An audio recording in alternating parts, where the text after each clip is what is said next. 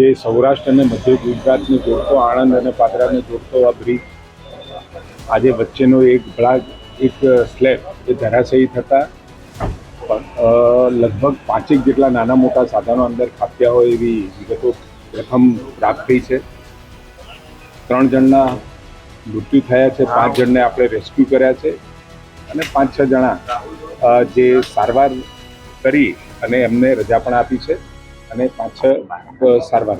આદરણીય મુખ્યમંત્રીશ્રીએ અત્યારે જ એમને સૂચના આપી છે કે તાત્કાલિક ત્યાં પહોંચી બ્રિજ એક્સપર્ટ, ટેકનિકલ એક્સપર્ટ ત્યાં પહોંચી જઈ અને કારણોની તપાસ તેમજ આ બ્રિજ 1985માં બન્યા પછી જ્યારે પણ જરૂર પડી ત્યારે મેન્ટેન કર્યો હતો, પરંતુ આ બનાવનું કારણ શું છે અને મુખ્યમંત્રીશ્રીએ એમના તબક્કે 212 કરોડના ખર્ચે આ બ્રિજને મંજૂરી પણ આપી હતી નવો બનાવવા માટે.